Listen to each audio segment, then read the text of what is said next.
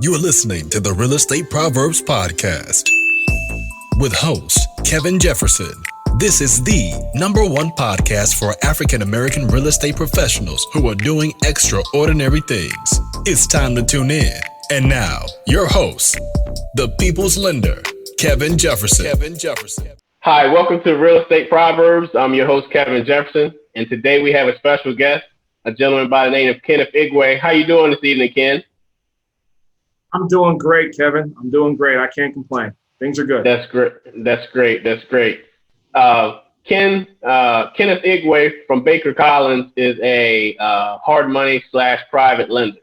So Ken, tell us a little bit about you and about Baker Collins. So a little about me. I always start with sharing with people, I'm what you call a recovering investment banker. I was the guy who used to raise capital for very large projects, and as a result, decided to kind of segue into the sphere of private lending. Came to Atlanta in 1996, decided to, because of school, got a couple of degrees here in Atlanta, decided to kind of, get into, I got the residential real estate bug hit me in the late 1990s. Started wholesaling a couple of deals. I ended up fixing and flipping a number of deals while I was working in corporate America. From there, I used to be a seminar junkie. So I don't know, some of you younger folks may necessarily not go to a lot of seminars, but in the 1990s and the early 2000s, we were inundated with them. So I would be at the seminars like every single Saturday. My sister used to make fun of me because she was like, "What type of seminar are you going to this Saturday?" I was just so enamored with just taking on or trying to absorbing as much information about real estate investing as I could. Ultimately landed on one seminar that shared with me one saying. And what he said was, if you play with dollars, you make dollars. If you play with pennies, you make pennies. And so because of that one gentleman, and some of you guys may know him, his name is Ron LeGrand. I give him a big shout out. He's kind of what we call a real estate godfather. Because of that one statement, I decided to kind of segue into investment banking. And before that, I decided to go and get a master's degree in finance because I always loved finance, always loved math, loved real estate. And because of that one statement, I got my master's in finance, started working in investment bank for a couple of years, and ultimately ended up at Baker Collins. And very simply, what Baker Collins we are is a private money lending group here in Atlanta. What we do is we finance residential real estate as well as commercial real estate projects all over the Southeast, in many parts of the country as well. On the residential side, renovation loans, new construction loans, fixed rental loans, along with lines of credit. On the commercial side, it really runs the gamut. We'll finance multifamily, office, retail, as well as industrial as well. Gotcha. So where did you obtain your degree from? Your master? So I got a couple. I got a master's degree at Morehouse College. I got an electrical engineering degree at Georgia Tech University, and I got a master's degree at Harvard University. So I got a couple. Wow, Harvard. Yeah. Wow. That's amazing, man.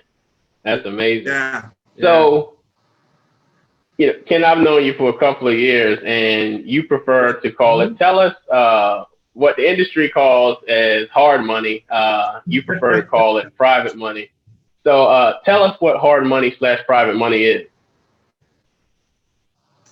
So, hard money is essentially a loan that's based off of a particular property, more so a collateral. And, that particular loan is going to be a short-term bridge loan that's going to be used for you to acquire a property in many cases, and also in many cases allow you to acquire a property and then renovate the property for hopefully for you to be able to sell for some type of profit.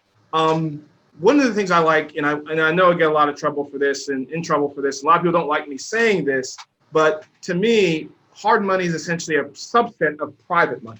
Think of private money as a big ocean. Private money is essentially anything that's not in the public markets. If it's not being traded on some type of index, whether it's the stock market, or the bond market, or the NASDAQ, or NSY 500, it's one of those things that everything else is in private money. Private money includes hard money. And the reason why I don't necessarily like calling our firm a hard money lender is because of the fact that we can offer interest rates that are anywhere between 4% and give you significantly higher leverage amounts. Hard money lenders don't do that. And so, yes, we finance deals in a very timely fashion. Yes, we can fund deals in a couple of days or so. But at the end of the day, you start to see that the industry is kind of changing the narrative as to being called hard money lenders to private money lenders. If you were to do a simple Google search right now, you'd see that a lot of some of the very larger institutions and even some of the folks are starting to get away from that word as far as hard money. Because when people hear the word hard money, if you're not an experienced investor, you start to think that that's going to be a very adversarial relationship. It's going to be an arduous task. It's going to be something that, we're going to have to, fight about. And that's not the case. So I like to consider our firm as essentially a private money lender because not only do we finance fix and flip loans, but we also finance rental loans along with new construction loans, along with lines of credit, rates that most traditional quote unquote hard money lenders would balk at. So yeah, that's why we like to call it a private money lender. Right. Yeah, I like to joke and say that I'm the hard money lender because we ask for more information than you guys do. We just do. Yeah. We do everything that you guys do. Exactly. Yeah, we're complimentary. Everything that we don't do, you guys do. Yep. Exactly. Yep. You're my go-to guy when it comes to all the deals, the conventional deals that we tendly cannot do. Right. Same here. Anybody who's trying to put a house in an LLC or buy it with their business or whatever, anything creative or has not so great credit score, I refer them to you to see what you can do. Good. So let's kind of unpack what you do. I'm a first-time home buyer in terms of investing, and I want to know where to start. In your opinion, do I start with finding the property or do I find the funds? I would always start with finding the funds. If you find the funds, the property will obviously, you've gotten one thing out of the way. And so whomever is looking to get into investing, who's ever looking to kind of start that process, the very first thing you should do is contact a hard money lender, preferably a local hard money lender, someone who really understands not only the major, your overall market, but also understands the micro markets of your particular area. And so I would also encourage your listeners and your viewers to get approved, get pre-approved. In our firm, pre-approval is very simple. We collect a couple of documents, loan application, bank statements, copy of your credit report, and ID, and then within 24 to 48 hours, we'll approve you for a certain amount that we believe will not overextend you. Once you get approved, then we're going to send you a pre-approval letter. And now with you having that pre-approval letter, you are armed with knowing that there is a financial institution that will finance your deal once you find it. And then once you find the deal or prospective deal, now you can go back to the hard money lender, private money lender, whatever term you want to label us, and then have a conversation with that hard money lender to figure out if this deal makes sense or not. Your hard money lender should share with you, okay, if we place debt on this property, yes, this makes sense. Hard money lenders, I know this is going to sound counterintuitive. Our job is not to tell you if you have a good deal or not. Our job is to tell you if you have a financeable deal. There's a major difference between that. And a lot of people I want people to understand this. When we tell you that the deal necessarily isn't going to be a good fit, that doesn't necessarily mean it's not a good deal, because there's many ways to acquire real estate. You can do seller financing, you can do a seller careback, you can do a lease option. There's so many other ways to obtain properties through without hard money.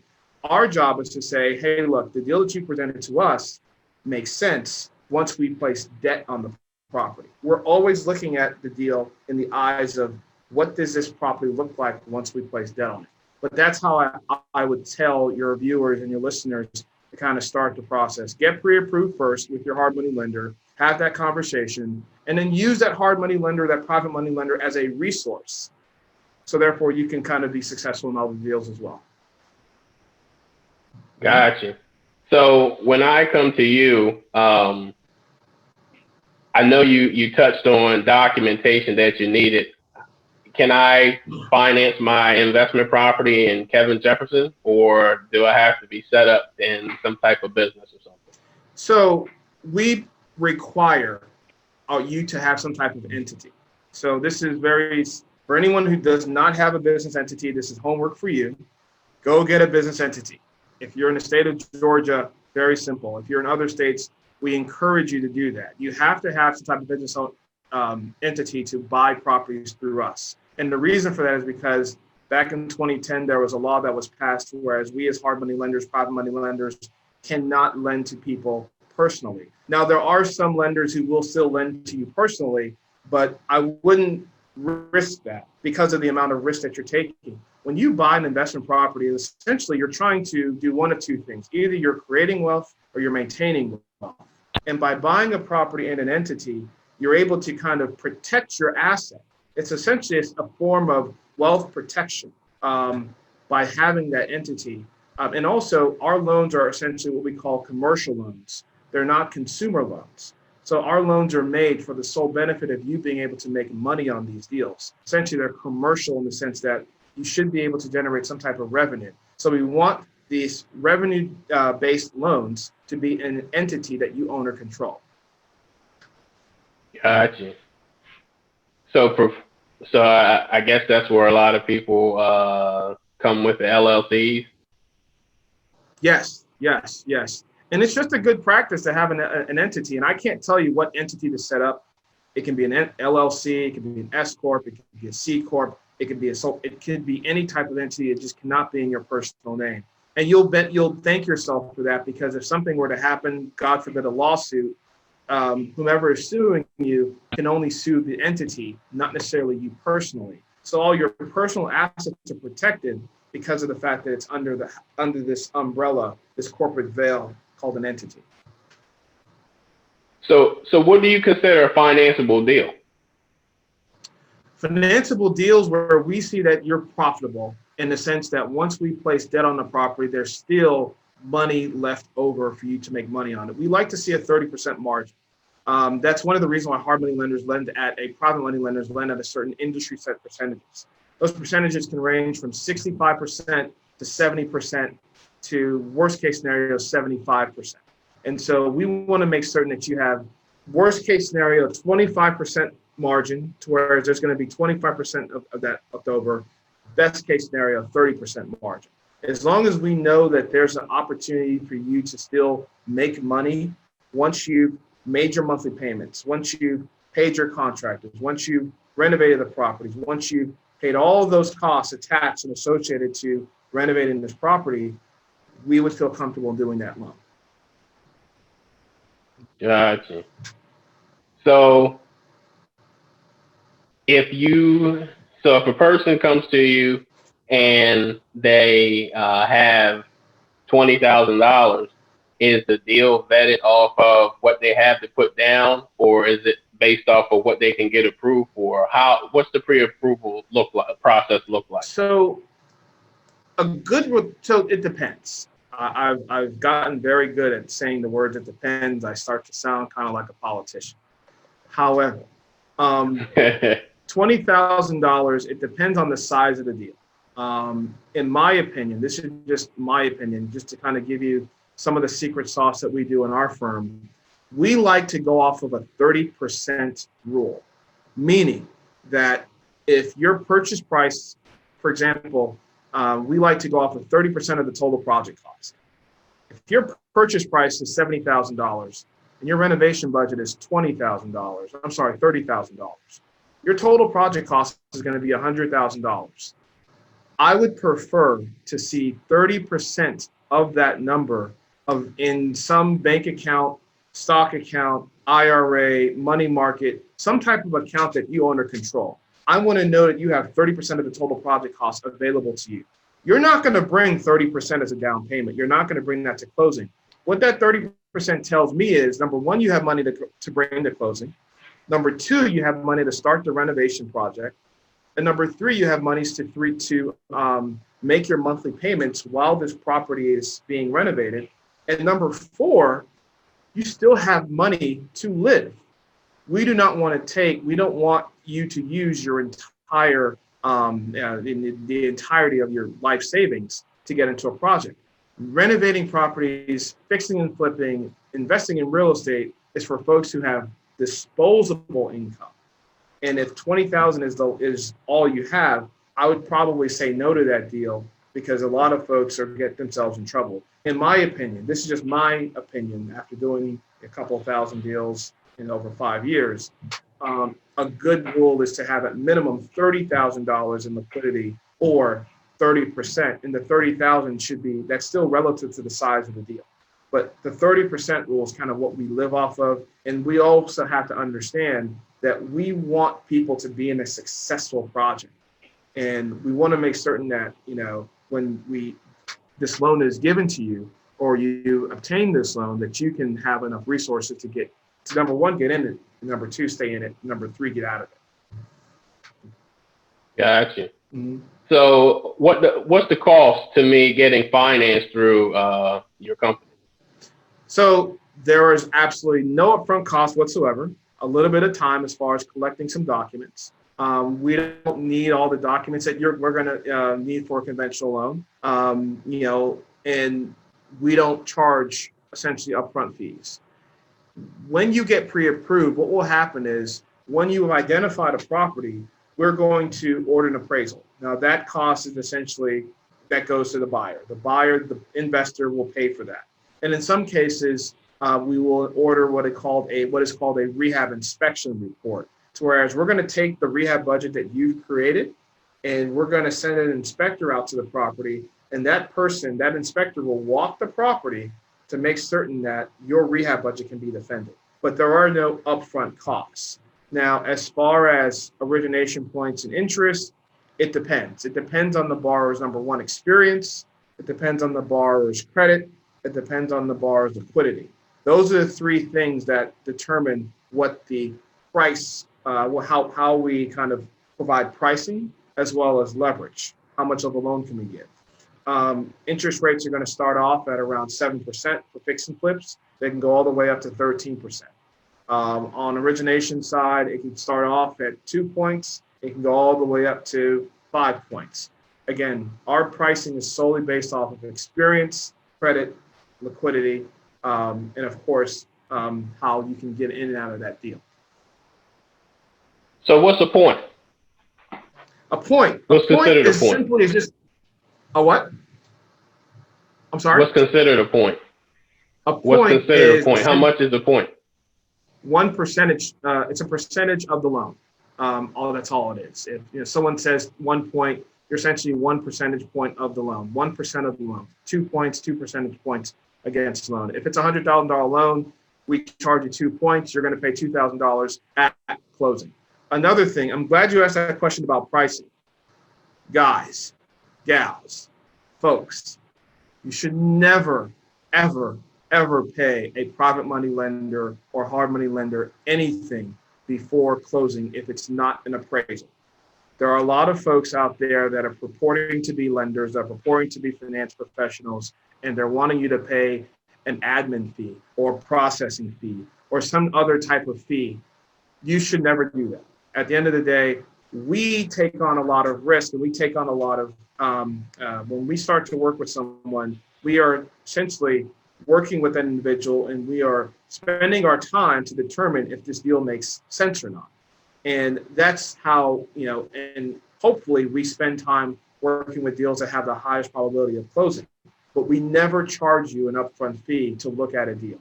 I know that there are a lot of folks that are out there doing that. That is not what you want to get in bed with. That is not what you want to do. You should only pay for an appraisal or a rehab inspection fee. Worst case scenario, in some cases, some attorneys may require you to pay to start the title work up front. But those are the only fees that you really should be paying up front before you get into a deal. Gotcha. So in terms of level of experience, do you work with first-time investors? Do you prefer them to be seasoned, Like, what's your mix of business that you that Baker Collins does? So, very good question. We work with a ton of first-time investors. In fact, I literally was on the phone with a young lady who's doing her very first flip. She's kind of, she has a mix of emotions. She's excited, yet she's apprehensive. She's nervous. She's just, a lot of emotions are flowing through her right now because of the fact that this is kind of her very first time. And we love working with first-time investors. Now, to get better pricing, you will have to have completed a couple of deals. You will have to have some experience under your belt. Pricing on the private money, hard money side is, in many cases, is based on experience. We look at experience the way, Kevin, you look at credit. With us, the better the experience, the better the pricing, the more money we can give to someone. And of course, we take a look at credit afterwards. If someone does not have experience, that's perfectly fine. They're going to bring a little more to closing. The interest rates are going to be a little higher because, of course, they are the experienced borrower is a safer bet. The borrower that has no experience, they are a tad riskier because they haven't worked with realtors before. They haven't worked with general contractors as an investor. They haven't worked with municipalities. They haven't done the things that other investors have done in order for us to give them the better pricing. But to your question, we work with a ton of new investors. We love working with investors. And we also work with a ton of very experienced investors as well. Gotcha. Mm-hmm. So I'm a first time, this is my first time. I've gotten the pre-approval from you. I've got my money set aside. I find a project. How long is there a time frame where I need to, how long is the hard money? Is there a time frame I need to be out of the project? Yes. Or how does that work? Hard money loans are very time sensitive. Hard money loans are being charged on a daily interest rate. I mean, with conventional loans, you're technically being charged on a daily interest rate as well. But hard money loans, our terms are much shorter, hence the reason why it's called, in many cases, and some people will say hard money, because you have to be in and out of these deals within 6 to 12 months, worst case scenario. Our loans are designed for you to, they're short-term loans. If you're in a hard money loan for longer than 12 months, something happened. Something went awry. Your plan didn't necessarily come together the way you thought it was going to come.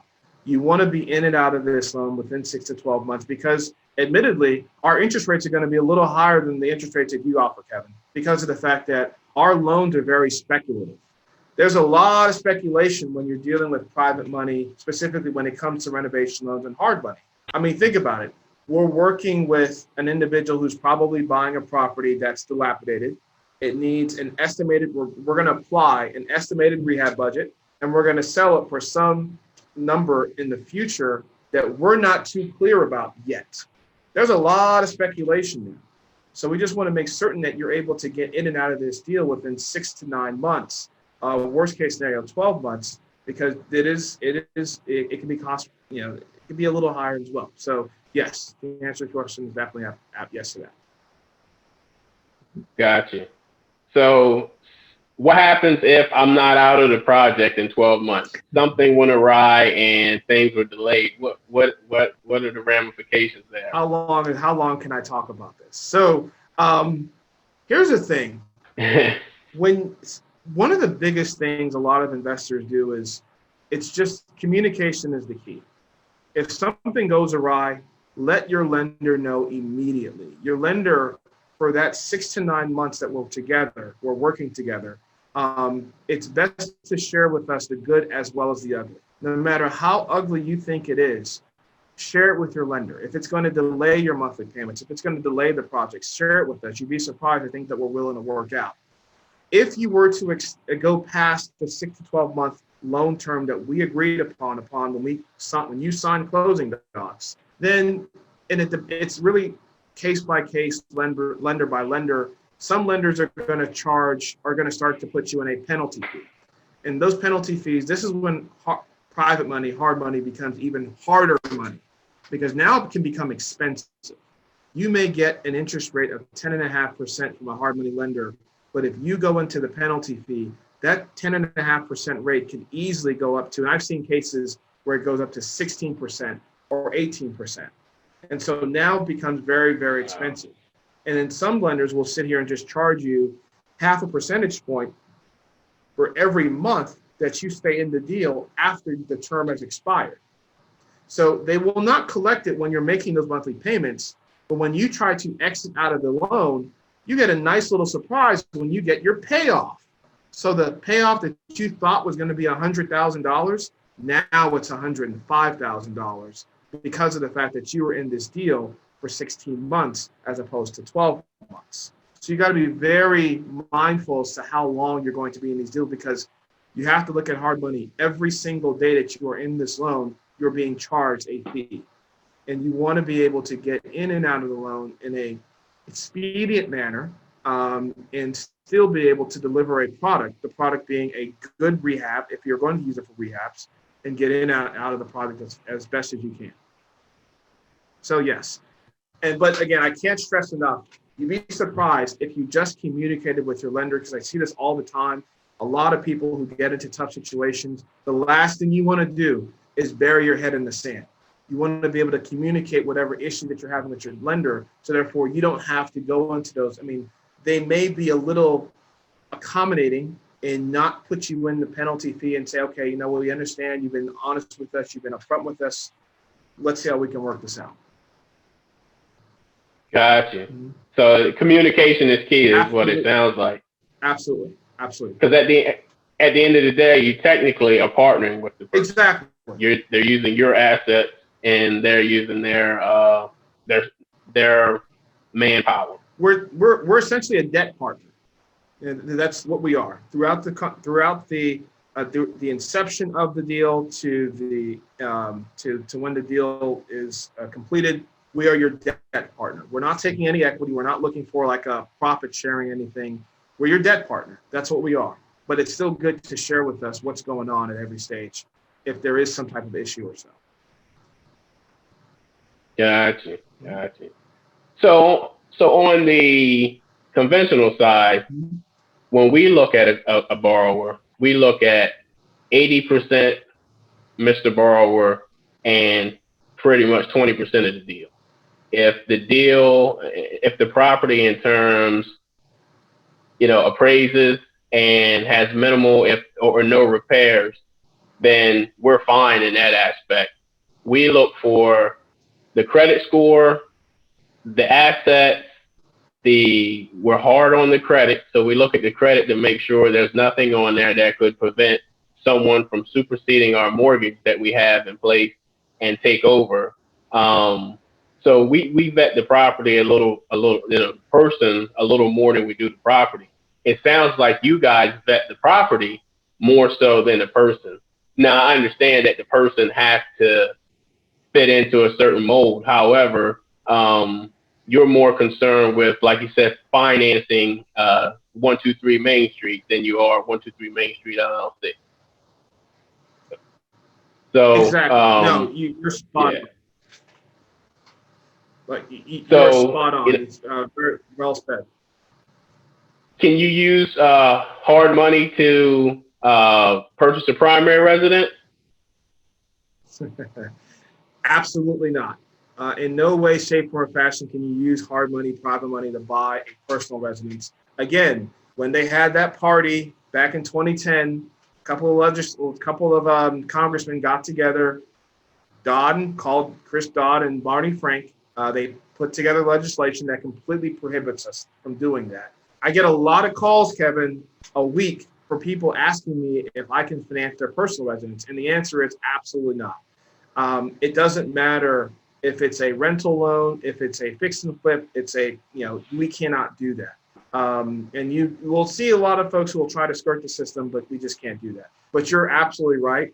You guys look at 80% of the person and then 20% of the property. We essentially flip it. We look at 80% of the property and 20% of the person. With the person, we look at credit scores. What we're looking for are major red flags: recent bankruptcies, recent foreclosures, any if tax liens do pop up on credit reports, many times they don't. Those are the things that we're looking for. And of course, we prefer you to have a credit score of a 620 or better. I prefer for you to have a credit score of a 680 or better because of the fact that gives you multiple exit strategies. But we place the most weight on the property. What is the property worth in its current condition? And then what will the property be worth once it's fully renovated? Those are what we place the most weight on. And of course, as an individual, we're looking at credit score and we're looking at liquidity. How much cash do you have available to get into this deal, stay in this deal, and be able to exit out of this deal successfully? That's what we're looking at. The property first, person second, credit, liquidity, but the property is the biggest thing that we place a lot of weight on. Gotcha. Mm-hmm. What are you seeing in this current real estate investors market? How are things since COVID hit, and how were things prior to COVID? So before COVID, our industry was moving along very well. We had leverage amounts were at the highest that they'd been in a while. I've been in the industry for a while. Rental loans, those essentially what a rental loan is, that's us giving you a 10-year loan, 30-year loan for you to own a rental property, hence the term rental loan. Those were very strong pre-pandemic. When COVID happened, a lot of things changed. March 13th is the day that's going to live in American history, because that's the day that President Trump announced that this is a national emergency. And when COVID happened a couple months after, lenders fell into three categories. First category, a lot of lenders on our side, on the private side, a lot of them shut their doors. And I was surprised. Some of these folks are very well capitalized. They had strong balance sheets. They kind of had good leadership, but they shut their doors. And the reason for that is because they didn't know what the future was going to look like. They had no idea how long this was going to last. And keep in mind, even though they were generating revenue, they had sizable operational expenses. So now when COVID happened and literally they had to stop lending, they didn't want to take on the burden of not having revenue now and still maintaining these sizable operational expenses. So that's the first category due to COVID. Second category, a lot of lenders were still in business, but they completely suspended lending. They decided, you know what, we're going to still be in business. We're going to pay our employees, probably reduce our staff to a degree, but we're still in business, but we've just suspended lending. We don't know what's coming. And the third group is kind of where we fall, where we were still in business. We modified our lending guidelines. And essentially, we reduced our loan amounts, meaning we reduced our LTVs. Pre-COVID, we were at 75% LTVs. We were at 70. Post-COVID, we were at 60. Now we're at 65 to 70%. Interest rates increased because we're trying to mitigate the risk that from the foreseeable future. On our side, what happened, the reason why so many lenders did go out of business is because, and you know this very well, Kevin, when we sell debt to some very large institutions on Wall Street. And so that's essentially one big circle, one big cycle. We originate, we package the loans, we sell them to Wall Street. Originate, package, sell to Wall Street. What happened with COVID, a lot of the people that were buying our loans stopped buying the loans. And because of that, that just caused everything to kind of be in a tailspin. There are some very large lenders that literally just came back online last month because of the fact that they could no longer sell their loans. If they can't sell their loans, obviously it's going to be very problematic for them. But that's kind of how COVID has changed things. And I think, thankfully, we're kind of back to where we once were to a degree pre-COVID. A lot of the folks in our industry are now a lot more comfortable. We know what we're dealing with. We know if you just utilize social distancing and wear your mask and things of that sort, we know what's happening now. And also, I'm really surprised as to how resilient real estate investors are. Real estate investors, I mean, we're busier than ever. I think, we've seen so many investors come back into the market. And also, we've seen a lot of investors now, they're stronger investors. So the investors that were kind of the hobbyist investors that may not have had the liquidity to get into these deals, those investors are kind of on the sidelines, where the investors that we're currently dealing with, they're much stronger, better, more liquidity, more experience, better, higher credit ratings. because these folks know that they have to keep buying properties. And last, I'll end with this. A lot of investors lost a lot of time not being able to buy properties in March, and April, and May, because they were also concerned about the economy. So I believe the reason why the private lending or the real estate investing world is right now is really booming is because a lot of those folks that couldn't buy properties earlier, didn't want to, were sitting on the sidelines. Now they have to buy properties, and they're trying to deploy their capital to buy as much as they can, so therefore they can end the year on a good note. Gotcha. So how long does it take to close on a hard money loan? So I would always ask for, at minimum, if you would have asked me this question pre-COVID, I would have told you 7 to 10 days. Post-COVID, now you're looking at 10 to 21 days. And the only reason for, the biggest reason for the essentially the change in time frame is because of appraisals. You know, when COVID happened, it was hard for us to kind of do title searches. Obviously, people thought that it was just going to be the end of the world. Hey, everything shut down. We had no idea. Things are getting back to somewhat normal. This is a new normal. But now I always ask our borrowers to just kind of give us 10 to 21 days. Typically, our loans do not take 21 days to close, but it would be good practice, and it's prudent for you to expect your lender to give you about a 21-day closing because of your appraisers. Appraisers still have to go out to the properties, and we want our appraisers to be safe. And so we want them to be practicing social distancing. They're literally frontline workers. They have to go into these properties, and unlike the conventional side where they're walking into beautiful, nice, amazing properties, our appraisers aren't doing that. Our appraisers are walking into properties that, you know, can be, in many cases, dilapidated or challenged. And, you know, sometimes our appraisers are walking into parts of town where, you know, you wouldn't go to. And so we just have to we have to be mindful of our appraisers and our real estate partners about that. So it's a good expectation to, you know, anywhere between 10 to 21. We're averaging 10 to 14. But, you know, if it takes a couple more days to get your property closed out, don't be mad at your lender. He or she wants to get your loan closed. It's just, we all just have to work together to kind of get this to the closing table. Gotcha. Mm-hmm. So it's taking you guys between 14 and 21 days. Aside from the appraisal, what else could potentially hold it up? Title. Title work is one of the biggest things about pulling up deals. And, you know, with many counties, they're still on skeleton staffs. We've got a number of files that didn't close this month in our firm for the only reason is because of title.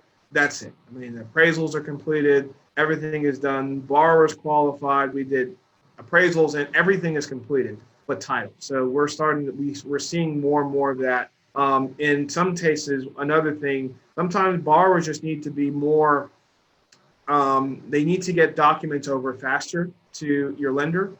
It's good practice. Typically, your lender should send you a needs list of items, and you should be able to get those items back sooner than later. Kevin, I know you're laughing because you know that's not as easy as that sounds. You know, we right. I like to call we're hunters for information, and we try to hunt people down for very simple docs.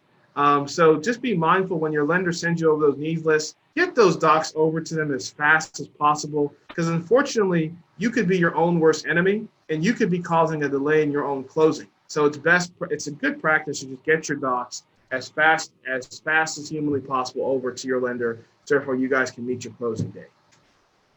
Yeah, that's. Do you guys accept screenshots of pictures? We do not accept screenshots. Most lenders are not going to accept screenshots, guys. They're just not. We need full PDF documents. We had a guy send us a screenshot. They say it louder so the people in the back can hear you, man. Yeah, we do not accept screenshots in any way. Your lenders do not accept screenshots. Your buddy might accept screenshots. Some other group might accept a screenshot. We do not. We need documents, preferably in PDF format. And if we ask for a bank statement, we need all pages of the bank statement. We do not need anything blacked out. We do not need anything whited out. That's just not how we work. We want to make certain we get the documents over, because these documents come to us and then they go to something called an underwriter.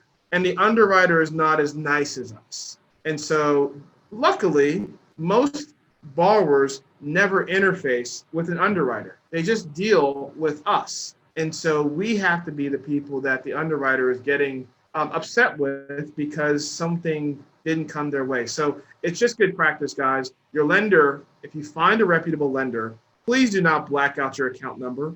We get thousands of trust me, you're not the one. We are not going to go to jail for anything along those lines. And Kevin, you're laughing because you've probably seen this a ton of times. Do not black out your account number. Do not black out your name. Do not black out that information, because guess what? We need to know that. We need to see consistency. Don't black out the things that we need to. We get a lot of that, unfortunately. Yeah, that's hilarious. So prior to COVID, man, I had went down and met with a client, and she gave me her bank statement. So this was the first. I've seen the blackout. Yeah. Of the name and account number. This lady cut her account number out, so I couldn't see it. So I was like, how do we know which account it is? I told her we got to verify it. Yeah. And she said, well, I didn't know you, and I wasn't sure, but now that you came all the way down here, I feel more comfortable. I said, yeah, we're going to need it. The underwriter is just not going to accept it. And that's what I tell my clients. We're not trying to be hard, but the underwriter does not want a picture of your toenails, your bed sheets, or your fingertips in the picture. They want straight PDF. And a young lady, I sent out an email to her and told her, everything, all the documents that I needed. And then I had to start putting in my email, it's important that we get PDFs, no screenshots, and no pictures. Please scan or fax. And she's like, how do I get it to you then? How do I scan? I say, are you kidding me? Like, it's just financial documents, man. To me, getting the documents is the hardest thing in the deal. It's the hardest thing. The person may have the money, they might have the credit, but getting them to give you something that they should already have is painful. It is. It is. It is. And I tell people this all the time. A financial institution is about to give you hundreds of thousands of dollars to acquire a property that you can use on our side to obviously create or maintain wealth, on your side for their personal residence, so therefore they can live, house their children, house their family in. And if you really think about it, that requires you to provide us with a couple of documents. I mean, think about that. I wouldn't give somebody $100 if they wouldn't give me XYZ.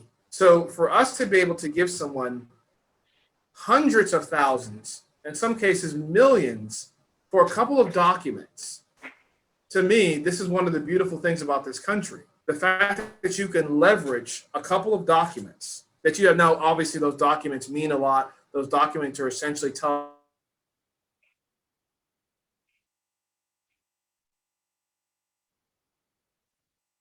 to obtain, so therefore you can acquire a piece of property, either an investment or for a personal reason. Think about that for a second, guys. And when people tell me that, oh man, you're asking for too much. Well, you go try to find another group that's going to give you $200,000 or $300,000 for literally, let's say 10 docs. Would you take that deal? I would take that all day long and 3 times on Sunday. You know what I'm saying? I mean, I'm ranting. But I get it, man. It's the same thing here. You know, I talk to clients and that's a bit much. I said, listen, you know, a $200,000 house, we're bringing $193,000. Yeah. You're bringing $7,000. We want to make sure that we can get the rest of our money from. Yeah.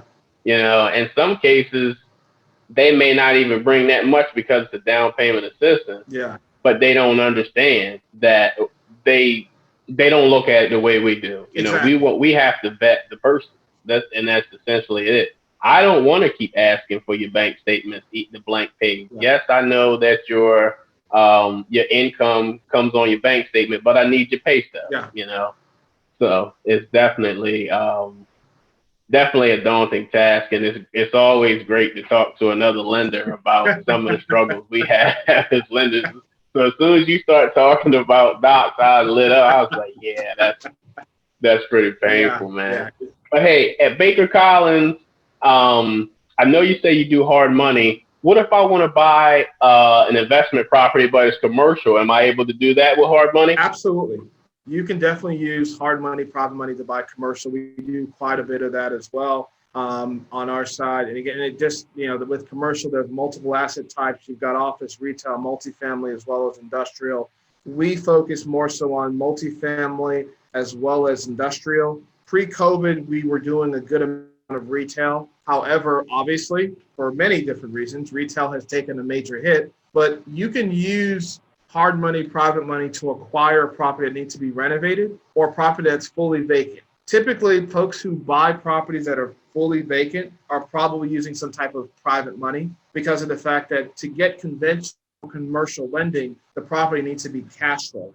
And if it's not cash flowing, it's going to be very difficult to obtain conventional lending, commercial conventional lending. So what you'll do is you'll come to someone like our firm who will finance the acquisition of that particular asset, whether it needs a significant amount of work or whether it's just not cash flowing in any way. And then we'll finance the majority of that for you. You will still bring a down payment, and that'll allow you to buy the property. If the property needs renovation, you can renovate the property, stabilize the asset. Once the asset is stabilized, and to whomever doesn't know what stabilization means, meaning that the property is cash flowing for a certain time frame, preferably being able to cash flow for 90 consecutive days.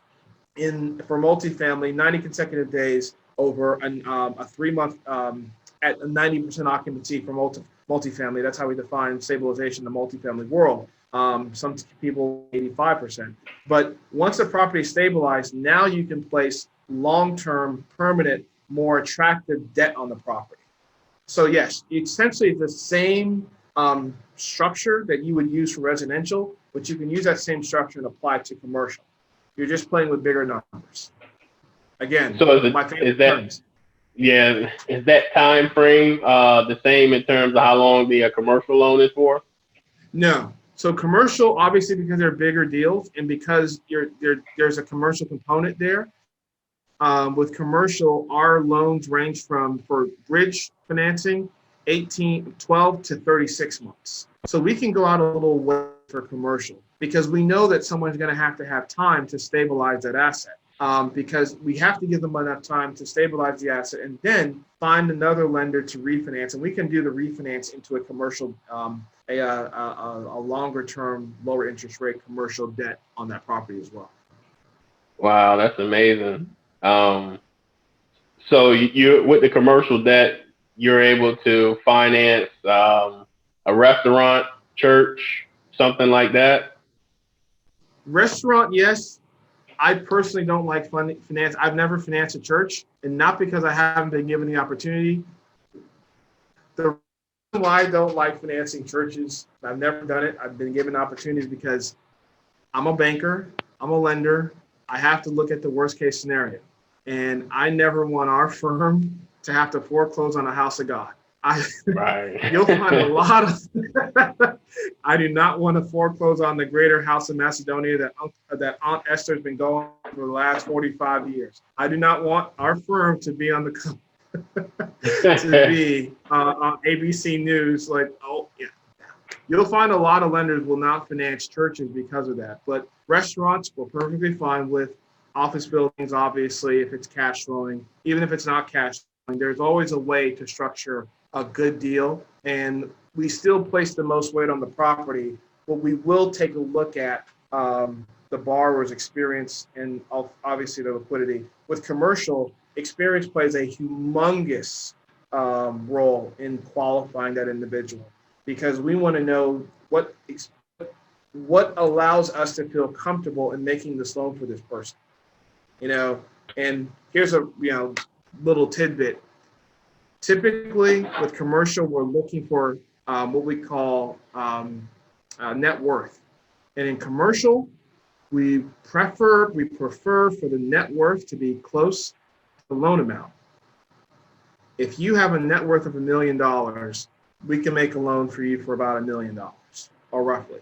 If you have a net worth of $1 million and you're trying to buy a $10 million property, we've got a problem. And so we tend to see kind of some challenges with folks. Very easy fix to that. You can literally go find some partners to jump on your LLC if you trust them enough, and then we can take the aggregate net worth of all the members of the entity. Therefore, we can help them buy or acquire that asset of 10 million or so. So we get very creative as to how we kind of structure our deals. Gotcha. So earlier in the conversation, you also mentioned a line of credit. Yes. How do you obtain a line of credit? Line of credit is for very experienced, very astute investors. The line of credit is we place a lot of weight on experience. We place a lot of weight on credit. We place a lot of weight on liquidity. And with the line of credit, we're going to look at, number one, experience. How many deals have you completed over the last 36 months as an investor? So when a hard money lender, this is what I want to talk about. How do we define experience? If the only way a hard money lender, private money lender defines experience is how many deals have you completed as an investor? If you're a real estate agent and you've listed 50 homes over 3 years, that doesn't really count. If you are a wholesaler and you've wholesaled 40 homes over 2 years, we can't give you credit for that. Even if a GC, how many properties have you taken on as an investor? That's how we define experience over 36 months. Some lenders are going to do 24 months. And so that's kind of where the rubber meets the road or pricing gets different. For lines of credit, we require someone to have completed at minimum 10 deals over the last 36 months because we know that we're working with somebody who's very experienced. And then we would want to see a significant amount of liquidity in their account, and then we're going to give them a multiple on that liquidity. For example, we'd want to see approximately $300,000 in an account, and then we're going to give them a 5 times multiple on that number. So essentially they get a $1.5 million line of credit in order to acquire real estate in properties, whether new construction or renovation loans. Wow. And therefore you don't have to getting approved. You have a pool of capital that's readily available for you so you can draw down on that allows you to keep buying and renovating properties. How long is the line of credit good for? It's good for 12 months. You have to actively keep using it, and you have to keep reactivating it every year. So it only works if you use it. If you stop using it, we will essentially deactivate it. Gotcha. Well, man, this has been awesome information. It's great talking to you as always. And for the folks out there listening to the Real Estate Proverbs podcast, how can we get a hold of you on social media? A couple of ways. On social media, obviously, you guys can just go to our Facebook page, Baker Collins and Company. You can go check out my Facebook, Kenneth Igwe. I'm not really on Instagram. I know our firm has an Instagram page. I'm an older guy, so not to say Instagram's for younger folks, but I just and they can just go to our website, www.bakercollins.com. Welcome to have the conversation with anyone. Someone, if not myself, someone from our staff will definitely reach out to them and get back with them and just answer whatever questions that you guys have as well. That's awesome. Thanks for listening to the Real Estate Proverbs podcast. I'm your host, Kevin Jefferson. Have a great day. Thank you again. All right.